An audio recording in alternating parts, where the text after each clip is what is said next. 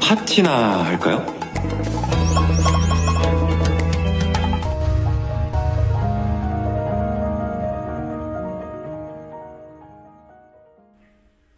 Hai, kembali lagi di channel Alur Cerita nih. Channelnya para penikmat film yang males nonton berjam-jam sehingga minta dirangkumin aja ceritanya.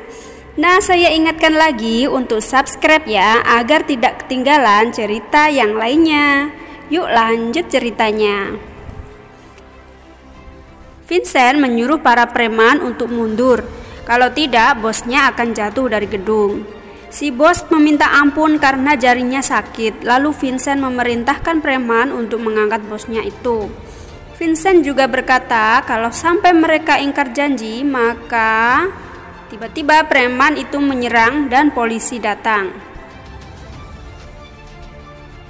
Ayah Chayong meminta Vincent untuk kembali saja ke Italia. Lalu tiba-tiba reporter datang. Chayong pun menghampiri Vincent dan mengatakan, kamu pasti mendapat bayaran tinggi dari gedung ini. Lalu para penghuni gedung berkumpul dan merasa dikhianati oleh Vincent dan menganggap Vincent adalah orang yang jahat.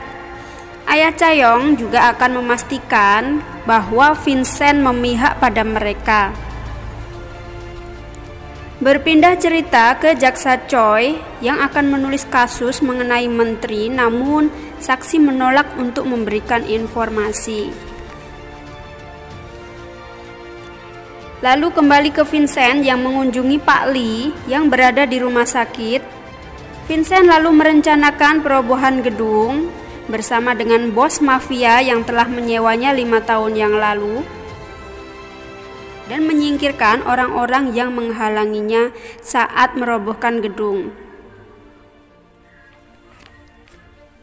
Vincent lalu datang ke kuil di atas berangkas raksasa.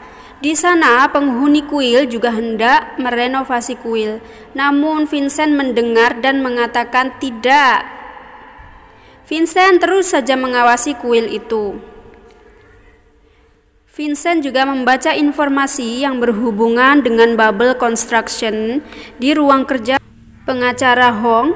Lalu Chayong juga datang ke sana dengan percaya diri. Dia melihat berkas-berkas yang dibaca Vincent. Pengacara Hong bertanya, kenapa kamu ke sini?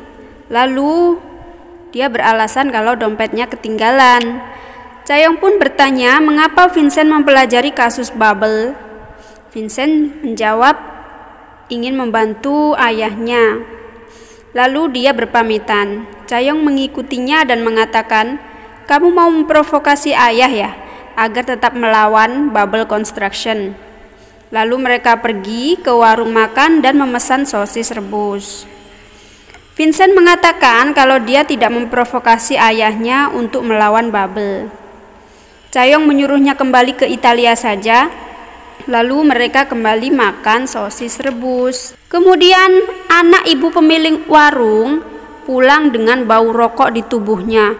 Ibunya memarahinya, lalu dia berlari dan tak sengaja menumpahkan sosis ke baju Vincent.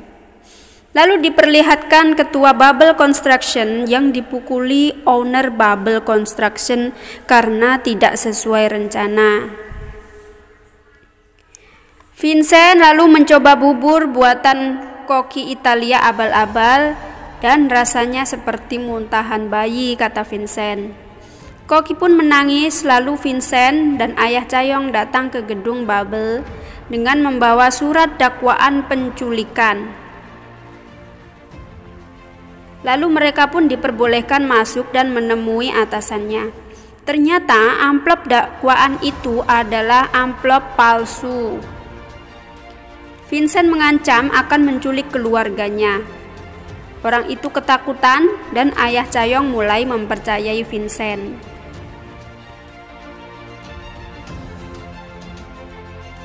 Lalu diperlihatkan Jaksa Choi pindah kerja ke kantor tempat kerja Chayong. Jaksa Choi juga akan menjadi perwakilan Wusang. Vincent lalu minum bersama ayah Chayong.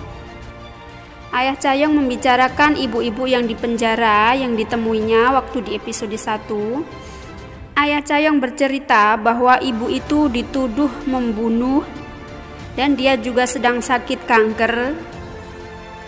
Mungkin dia mendapat hukuman itu karena telah membuang anak laki-lakinya.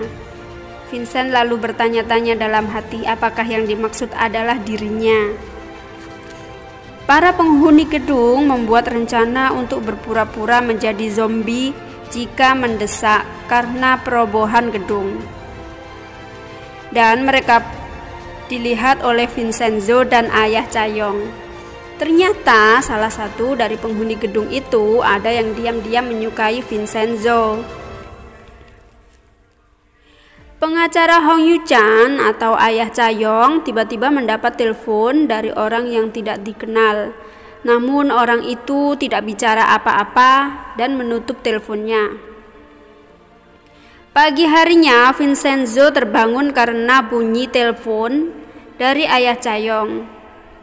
Ayah Chayong mengundangnya untuk sarapan. Lalu Vincent datang ke rumahnya dan melihat foto-foto di dinding rumahnya. Saat ditanya, apakah Anda mempunyai seorang putri? Pak Hong menjawab tidak. Lalu Vincent kembali melihat foto-foto itu dan ternyata itu adalah foto Chayong. Saat Vincent dan ayah Chayong sarapan, Chayong datang ke sana tiba-tiba. Dan tiba-tiba juga seseorang menelpon Pak Hong, lalu Pak Hong pergi. Chayong yang masih berada di sana lalu mengomel-ngomel karena rumah ayahnya yang berantakan dan segera dihancurkan.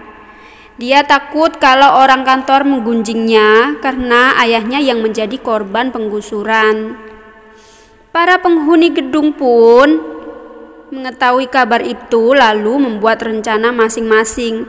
Tetapi Vincenzo malah diam saja tidak memberikan solusi apapun.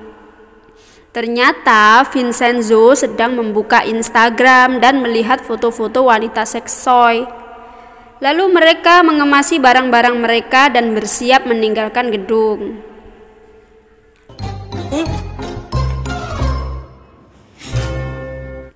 Ibu Choi sedang makan malam bersama rekan kerjanya yang juga atasan Chayong. Mereka mendapatkan kabar kalau peneliti obat di Bubble Construction yang dikarantina telah melarikan diri. Bos Chayong lalu menelpon Chayong, tetapi karena Chayong khawatir pada ayahnya, dia lalu bergegas menjemput ayahnya tanpa menghiraukan bosnya. Di jalan, ia pun terjebak macet karena ada bego-bego lewat. Chayong lalu berlari menuju gedung, namun situasinya berbeda. Di sana sedang dilaksanakan pertunjukan pasar malam. Petugas dari Badan Intelijen pun juga mengawasi Vincenzo di sana.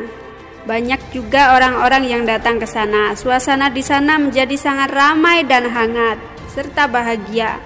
Ternyata saat Vincenzo melihat Instagram waktu itu, dia mengirim pesan kepada orang-orang kalau malam ini akan diadakan pasar malam. Sehingga banyak yang datang, bahkan ada orang Italia yang datang ke sana juga.